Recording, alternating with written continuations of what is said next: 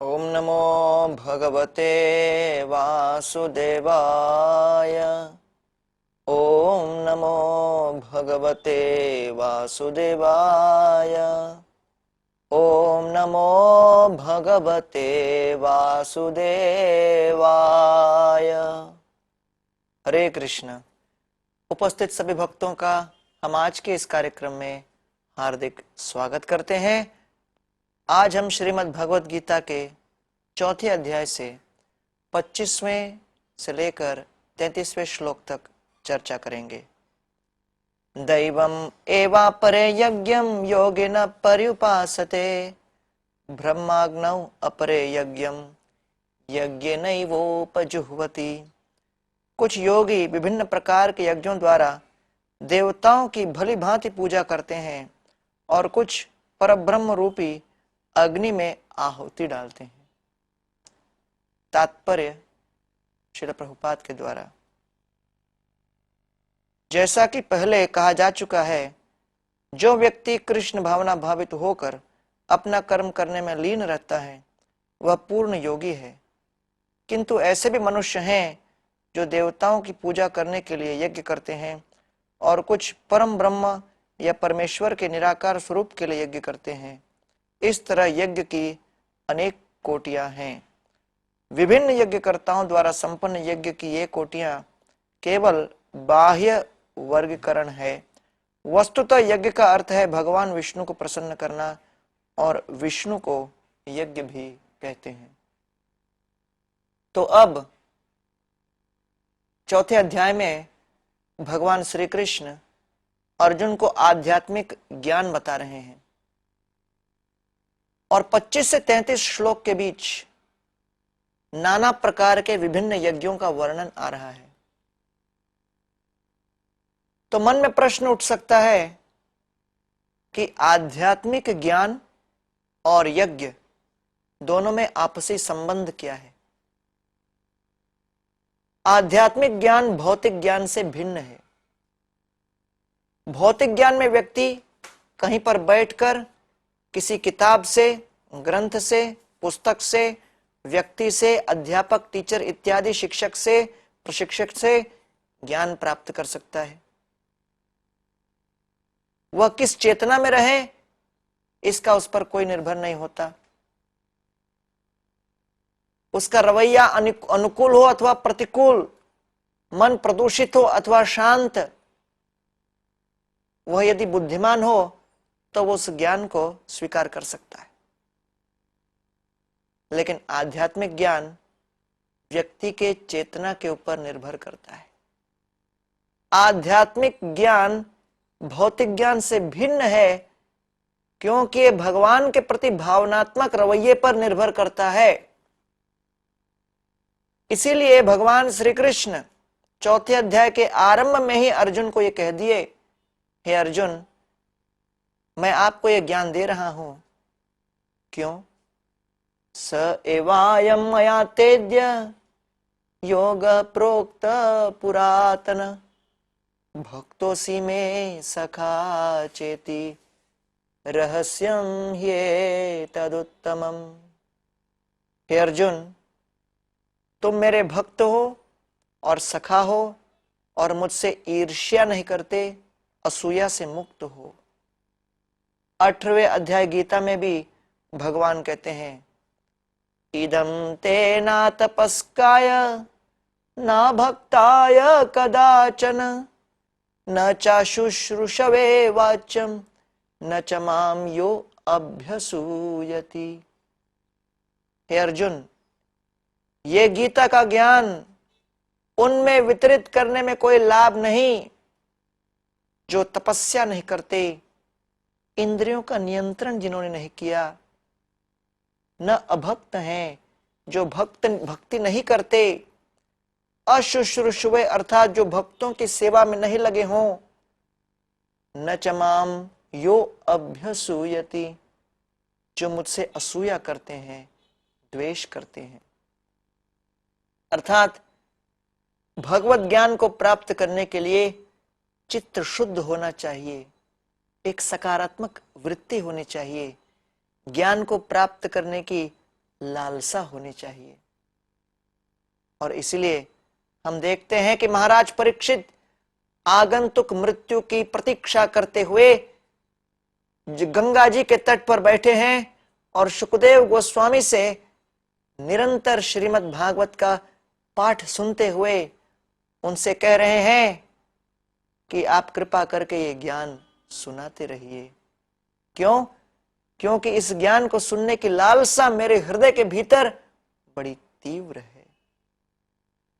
अर्थात सुखदेव गोस्वामी महाराज परीक्षित की शुद्धता, तीव्रता, लालसा इत्यादि को देखकर ये भागवत का ज्ञान उनको सुना रहे थे। इसीलिए गीता, भागवत इत्यादि आध्यात्मिक ज्ञान को सुनने के लिए चेतना बहुत आवश्यक है। इसलिए दशम स्कंद श्रीमद् भागवत में महाराज परीक्षित ने सुखदेव गोस्वामी को बताया कि ये ज्ञान केवल वही प्राप्त कर सकते हैं जो नाना प्रकार की तृष्णाओं से मुक्त हैं। और वो कहते हैं, निवृत्त तर्षैरुपगीयमाना भवौषधात् श्रोत्र मनोभिरामात् क उत्तम श्लोक गुणानुवादात् पुमान् विराज्येत् विना पशुघ्नात्। निवृत्त तर्षैर उपगीयमाना, जो नाना प्रकार के तृष्णाओं से मुक्त हैं, वो ये कृष्ण कथा को भली भांति समझ सकते हैं, आंतरिकरण कर सकते हैं, इसके निचोड़ को समझ सकते हैं। भवौषधात् श्रोत्र मनोभिरामात्, ये भव औषधि के तुल्य है, ये मन को आनंदित करता है। क उत्तम श्लोक गुणानुवादात्, ये कृष्णा का बखान है, कृष्ण की लीलाओं का वर्णन है, ये कृष्ण की स्तुति है। तो कृष्णा के प्रति जिसकी प्रेम होगी, जिसकी लालसा होगी, जिसकी तीव्र इच्छा होगी कि मैं कृष्णा के चरण कमलों को प्राप्त करूं, वही ये कृष्ण कथा को भली भांति समझ सकता है। का उत्तम श्लोक गुणानुवादात् पुमान विराज्येत विना पशुघ्नात्, और जो पशु की हत्या करे, अर्थात जो व्यक्ति अपने मनुष्य जीवन का लक्ष्य न समझे और अपनी जिह्वा को केवल इंद्र तृप्ति में ही पूर्ण रूपेण लिप्त कर दे, ऐसा व्यक्ति बड़ा दुर्भाग्यशाली है और मानव जीवन प्राप्त करके भी वह कृष्ण कथा समझ नहीं सकता। केवल भौतिक शैक्षणिक योग्यताओं को प्राप्त करके, केवल किसी भाषा का निपुण और निष्णात पटु ज्ञान रखकर कोई कृष्ण कथा को नहीं समझ सकता। चित्त का शुद्धिकरण, पारदर्शी चेतना बहुत आवश्यक है। तो अब हमारा मन नाना प्रकार के अनर्थों से मलिन है और इसे शुद्ध करना है। शुद्ध करने के लिए मार्ग क्या है, वो यहां पर बताया गया है। उसे कहते हैं यज्ञ। क्योंकि वो मलिन दूषित चेतना क्या है, मैं भोगता हूं, सब कुछ मेरे आनंद के लिए है, मैं ब्रह्मांड का केंद्र बिंदु हूं, ये प्रत्येक जीव को लगता है।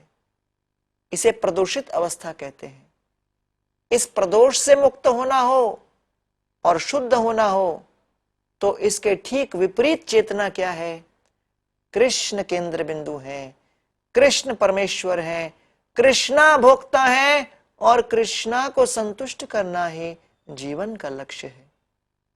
और इस तरह जब हम अपना सर्वस्व समर्पित कर दें, तन मन धन के साथ हम कृष्णा को संतुष्ट करने का प्रयास करें, उसको कहते हैं यज्ञ। यज्ञो वै विष्णु। इसलिए श्रीमद् भागवत के दशम स्कंद में भगवान श्री कृष्ण अपने ग्वाल बाल मित्रों को नाना प्रकार के वृक्षों का दर्शन कराते हुए कहते हैं, पश्यदेतत् महाभागान् परस्यैकांत जीवितान वात वर्षातपहिमान सहंतो वारयंति न। ये मेरे प्रिय मित्रों, इन वृक्षों को देखो। देखने के लिए वृक्ष हैं, प्रतीत होते हैं कि जड़ हैं, लेकिन वास्तव में इन्होंने अपना जीवन केवल परोपकार के लिए समर्पित कर दिया। वात वर्षातपहिमान सहंतो वारयंति न।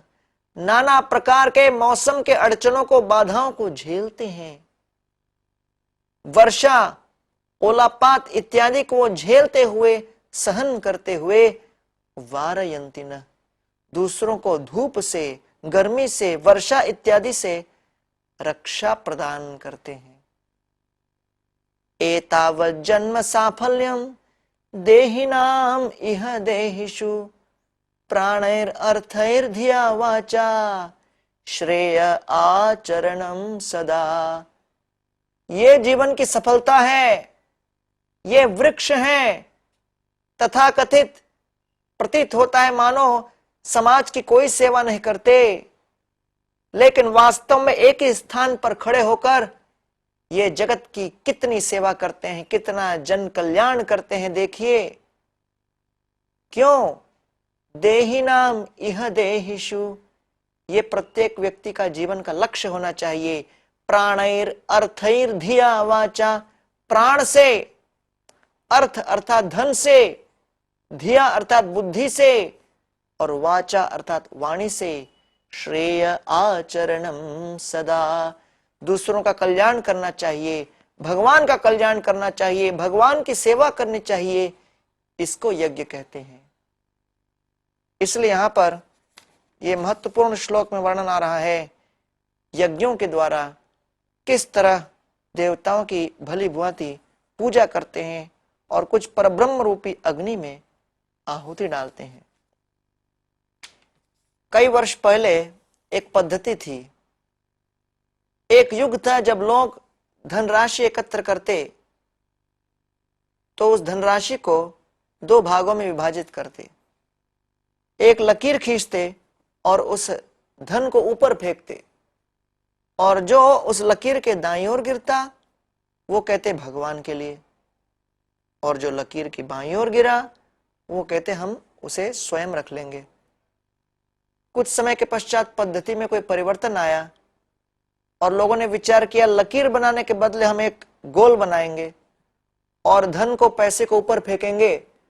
जो उस गोल के अंदर गिर जाए वो भगवान का, जो बाहर गिरे हमारा। कलयुग बढ़ता चला गया और समय ऐसा आ गया कि लोग कहते हैं जो धन है हम ऊपर फेंकेंगे, जो भगवान ऊपर पकड़ ले वो उनका, जो नीचे गिरता है वो मेरा। अर्थात एक दृष्टि से देने की इच्छा, त्याग करने की इच्छा, यज्ञ करने की इच्छा निरंतर कलयुग में घटती चली जा रही है। एक बार श्रील प्रभुपाद के पास एक व्यक्ति आए और वो कहने लगे कि स्वामी जी मेरी ये फैक्ट्री में ऐसी समस्या है, ये फैक्ट्री में वैसी समस्या है, बहुत कुछ प्रॉब्लम चल रहा है, मैं इसके कारण रात को सो नहीं पाता। प्रभुपाद ने कहा वो फैक्ट्री हमको दो और बड़े चैन से सो जाओ। वो घबरा गए, बोले क्या बात करते हो? तो प्रभुपाद कहने लगे वास्तव में आपको लगता है कि जितना अधिक मैं भोग करूंगा, जितना अधिक एकत्रित करूंगा, उतना आनंदित हो जाऊंगा, लेकिन यह जीवन में बहुत बड़ा भ्रम है। डूबते हुए व्यक्ति के गले में यदि कोई पत्थर बांध दे तो पत्थर वास्तव में उस व्यक्ति को और तीव्र गति से नीचे निमग्न करेगा और फिर उस व्यक्ति की मृत्यु हो जाएगी। उसी तरह धन का संचय करते हैं, ऐश्वर्य का संचय करते हैं, लेकिन वास्तव में जब तक हम यज्ञ में भाग नहीं लेंगे तब तक हम इन चिंताओं से मुक्त नहीं हो सकते। इसलिए यहां वर्णन आ रहा है श्रोत्रादीनिन्द्रियाण्यन्ये संयमाग्निषु जुह्वति शब्दादीन विषयानन्य इंद्रियाग्निषु जुह्वति। इनमें से कुछ श्रवणादि क्रियाओं तथा इंद्रियों को मन के नियंत्रण रूपी अग्नि में स्वाहा करते हैं और दूसरे लोग इंद्रिय विषयों को इंद्रियों की अग्नि में स्वाहा कर देते हैं। कहने का तात्पर्य यह है कि कुछ लोग जो ब्रह्मचारी होते हैं आध्यात्मिक ज्ञान में अपनी श्रवण इंद्रिय को लगाते हैं और दूसरे जो कि गृहस्थ हैं वो अपनी नाना प्रकार की इंद्रियों को भगवान को केंद्र बिंदु बनाकर जीवन निर्वाह करते हैं। सर्वाणि इंद्रिय कर्माणि प्राण कर्माणि चापरे आत्म संयम योगाग्नौ जुह्वति ज्ञान दीपिते। दूसरे जो मन तथा इंद्रियों को वश में करके आत्म साक्षात्कार करना चाहते हैं संपूर्ण इंद्रियों तथा प्राणवायु के कार्यों को संयमित मन रूपी अग्नि में आहुति कर देते हैं। तो ये बहुत महत्वपूर्ण है कि मन को नियंत्रित करना है और उसे इस यज्ञ में समाविष्ट करना है। द्रव्य यज्ञ तथा यज्ञ तपो योग यज्ञ तथा परे स्वाध्याय ज्ञान यज्ञश्च यतय संशय व्रता। तो कठोर व्रत अंगीकार करके कुछ लोग अपनी संपत्ति को त्याग करके कुछ कठिन तपस्या द्वारा कुछ अष्टांग योग पद्धति के अभ्यास द्वारा तथा दिव्य ज्ञान में उन्नति करने के लिए वेदों के अध्ययन द्वारा प्रबुद्ध बनते हैं। ये नाना प्रकार के यज्ञों का वर्णन आ रहा है। तो द्रव्य यज्ञ, एक बार एक व्यक्ति भिक्षा मांगता हुआ घर घर भटकता फिर रहा था। एक घर पर आया तो वहां गृहिणी अंदर थी। भिक्षुक ने बाहर से आकर उच्च स्वर में ध्वनि की, भिक्षाम देहि भिक्षाम देहि भिक्षाम देहि। तो अंदर से ये गृहिणी आती है, हाथ में जो चूल्हे से राख है वो राख लाकर उसके झोली में पटक देती है। कहती है भिक्षा चाहिए ना, लो ये राख लो। और वो अपनी चोली में पूरा राख भर लेते हैं और कहते हैं बहुत बहुत धन्यवाद, मैं फिर कल आऊंगा। वो कहती है मैं सिगड़ी से जला हुआ राख ला के दे रही हूं, फिर भी तुम आओगे क्यों भाई? तो कहता है क्या है, आपने आज देने का आदत अपने जीवन में आरंभ किया है, तो भले आज आप राख दे रहे हो कोई बात नहीं, कम से कम देने की आदत तो आपके अंदर आ गई। तो राख को अंग्रेजी में कहते हैं ऐश। तो प्रभुपाद जी कथा बताते हैं कि वो कहते हैं आज तुम हमको ऐश दे रही हो, कल हमको कैश दोगे। अर्थात देने की एक बार आदत लग गई, पद्धति आरंभ हो गई, तो धीरे धीरे व्यक्ति अपने जीवन में अपना धन, अपना मन, अपना समय, अपनी इंद्रिय इत्यादि देना आरंभ करेगा। इसलिए यहां पर ये बहुत सुंदर श्लोक में भगवान वर्णन कर रहे हैं कि द्रव्य यज्ञ तथा यज्ञ। तो आगे कहते हैं अन्य लोग श्वास को रोक लेते हैं प्राणायाम के माध्यम से, अपाने जुह्वति प्राणम प्राणे पानम तथा परे प्राणापान गति रुद्ध्वा प्राणायाम परायण। इस तरह से ये अन्य नाना प्रकार के यज्ञों का वर्णन करने के पश्चात भगवान अंत में कहते हैं सर्वप्येते यज्ञ विदो यज्ञ क्षपित कल्मषा यज्ञ शिष्टामृत भुजो यान्ति ब्रह्म सनातनम नायम लोकोस्ते यज्ञस्य कुतोन्यः कुरु सत्तम। इस तरह नाना प्रकार के यज्ञों का वर्णन करने के पश्चात भगवान निष्कर्ष देते हैं कि यज्ञ करने का दो कारण है, एक पापों से मुक्ति और दूसरे इंद्रियों का निग्रह। पाप कर्मों का जो फल है उससे हम शुद्ध हो जाते हैं और दूसरे हमारी इंद्रियां नियमित हो जाती हैं, संयमित हो जाती हैं।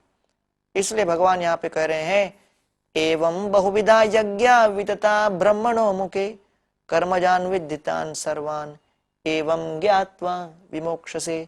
ये विभिन्न प्रकार के यज्ञ देव सम्मत हैं, वेद सम्मत हैं, सभी विभिन्न प्रकार के कर्मों से उत्पन्न है, इससे हम मुक्त हो सकते हैं।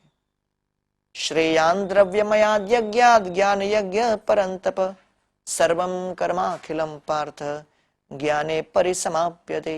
हे परंतप, द्रव्य यज्ञ से ज्ञान यज्ञ श्रेष्ठ है। हे पार्थ, अंततो गत्वा सारे कर्म यज्ञों का अवसान दिव्य ज्ञान में होता है।